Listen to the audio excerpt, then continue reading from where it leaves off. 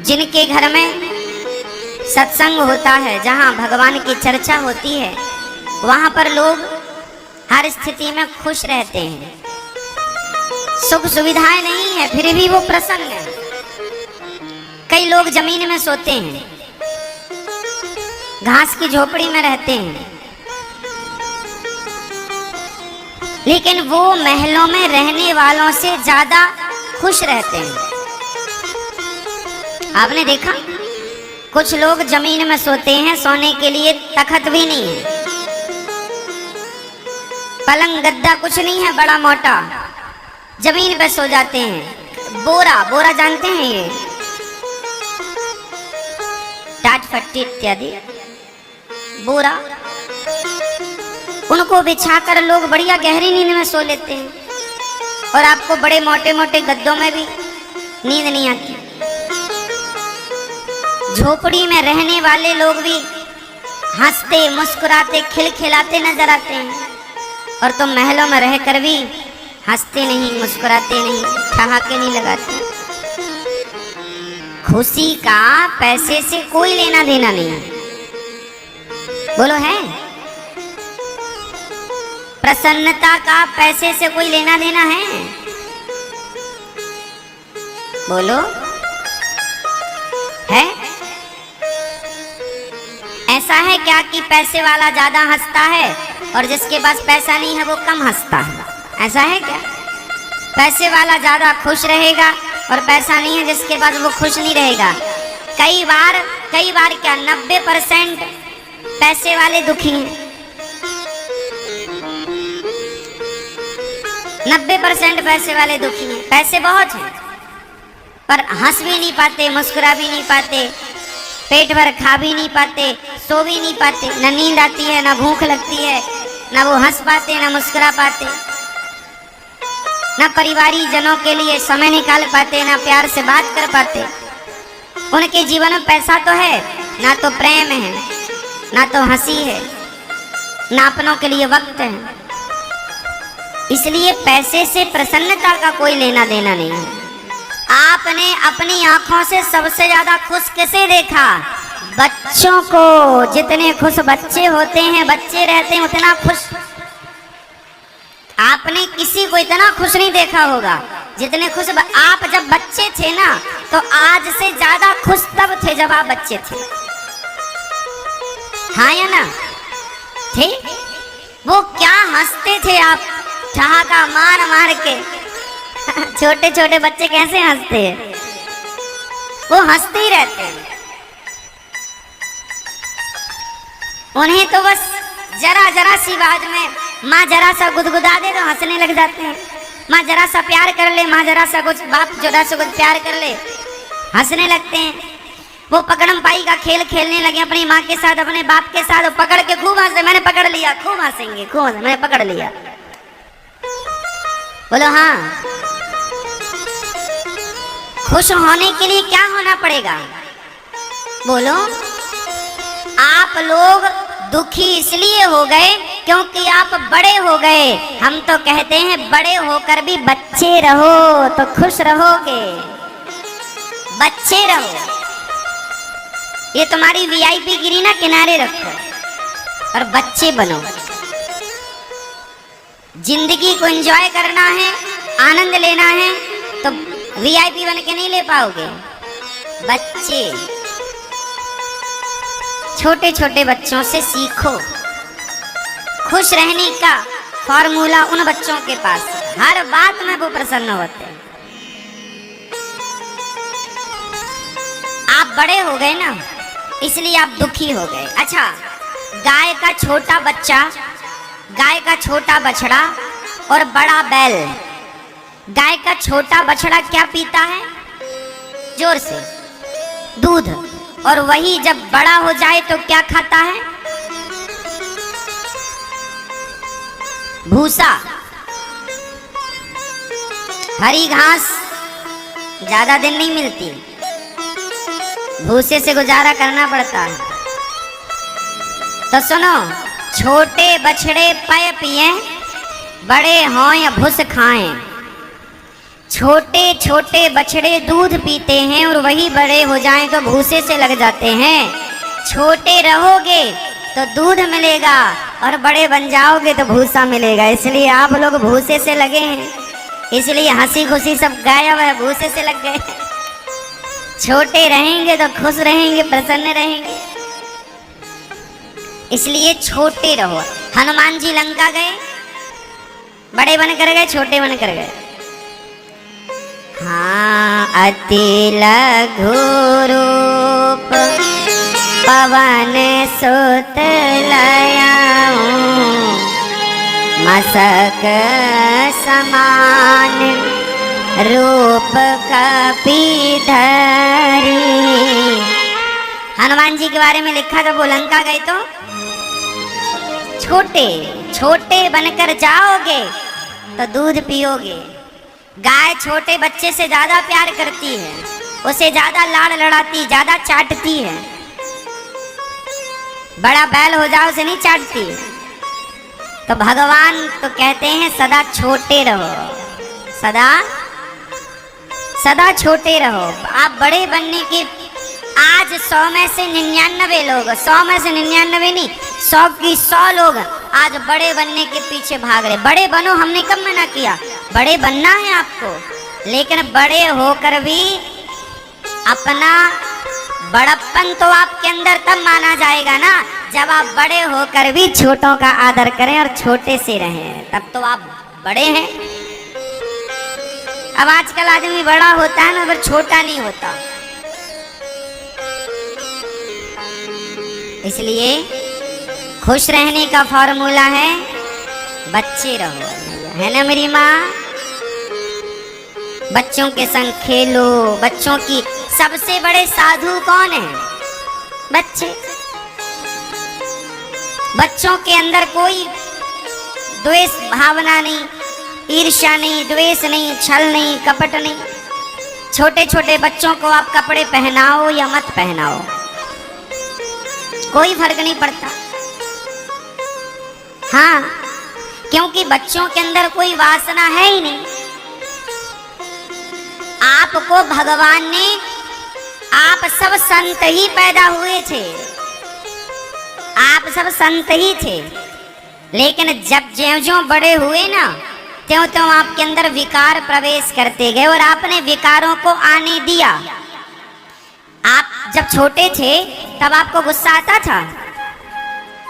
काम, क्रोध, लोभ, मोह कोई बुराई थी नहीं? आप बिल्कुल गंगा की तरह निर्मल थे,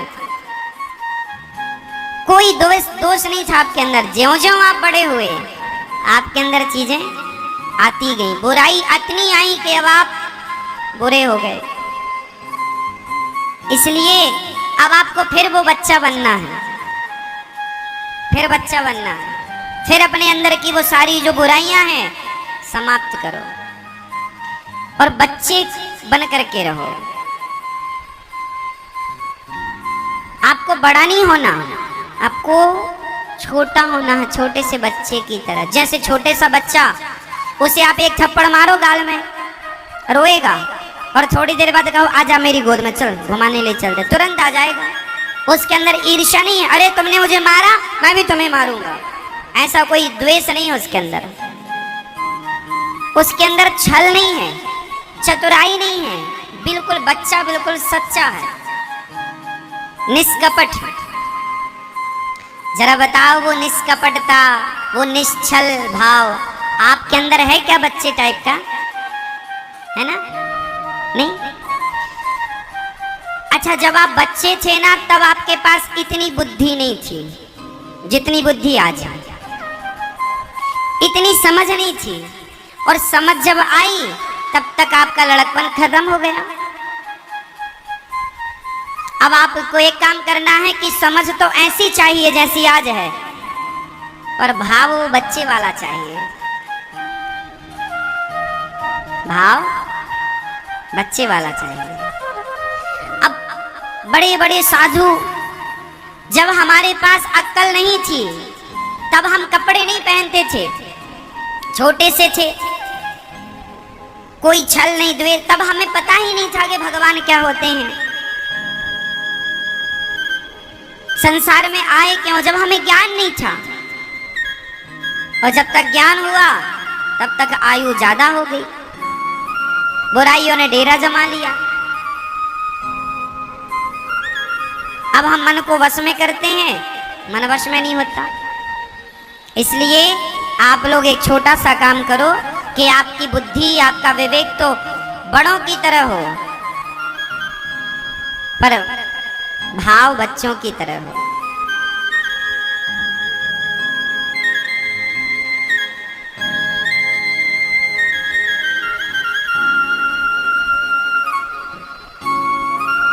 छोटे से भाव से जीवन में सुख शांति तब आएगी मेरी माँ, जब आपका हृदय बिल्कुल शुद्ध हो जाएगा। शांति क्यों नहीं है?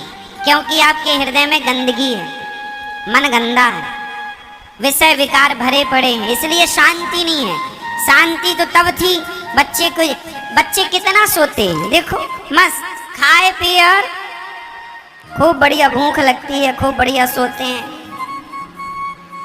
और आप लोग, इसलिए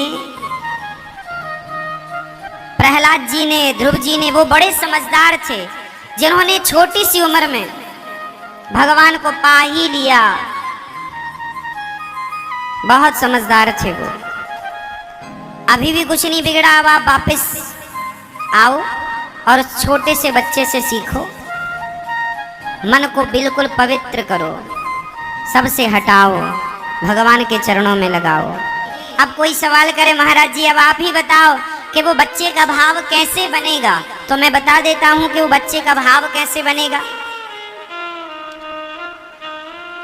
बच्चे का भाव तब बनेगा जब आप निष्काम हो जाएंगे। क्या हो जाएंगे? क्या हो जाएंगे? निष्काम। बच्चे की कोई कामना नहीं होती, बच्चा भी निष्काम होता है। और इसलिए हमारे यहाँ वेद पुराण गुरुजन बार बार कहते हैं, भगवान की भक्ति कैसे करो?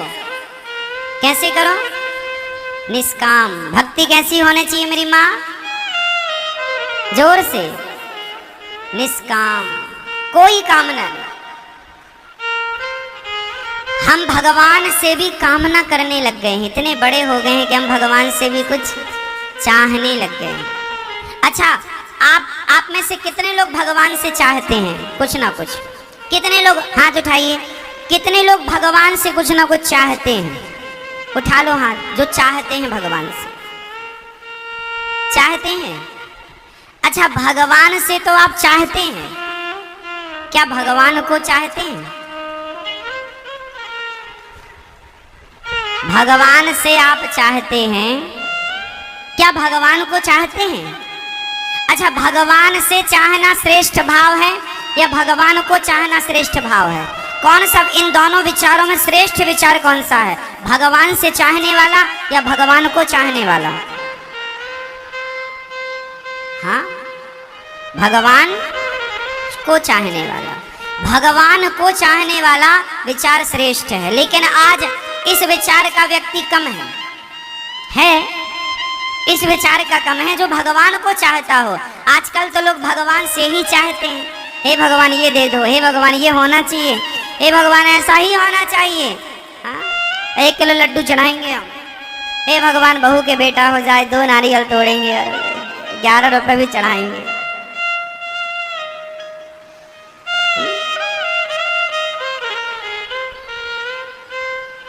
तो भगवान से चाहने वाले बहुत हैं। अच्छा, भगवान से चाहने वाले कौन हैं? ये निष्काम नहीं है। और सुख कहाँ मिलना है? निष्काम में। अच्छा बताओ, सुदामा जी कृष्ण से चाहते थे या कृष्ण को चाहते थे? जोर से। सुदामा जी कृष्ण से चाहते थे या कृष्ण को? कृष्ण से चाहते तो वो मांग लेते कि हे कन्हैया मुझे ये दे दो। पर सुदामा जब द्वारिका गए तो सुदामा कृष्ण से कुछ लेने नहीं गए, अपनी हैसियत, अपनी औकात के अनुसार 4 मुट्ठी चावल देने के लिए गए थे कि प्रभु लाया हूं देने, लेने नहीं आया। तो वो कृष्ण से नहीं चाहते थे, वो कृष्ण को चाहते थे। मीराबाई कृष्ण से नहीं चाहती थी। मीरा ने कृष्ण से नहीं चाहा, मीरा ने कृष्ण से नहीं चाहा, उन्होंने कृष्ण को चाहा। और आज का आदमी कृष्ण से चाहता है कृष्ण को, राम से चाहता है राम को। सबरी माता ने राम से चाहा या राम को चाहा? जोर से। सबरी माँ ने राम से चाहा या राम को चाहा? राम को चाहा। और आप राम से चाहते हैं या राम को चाहते हैं?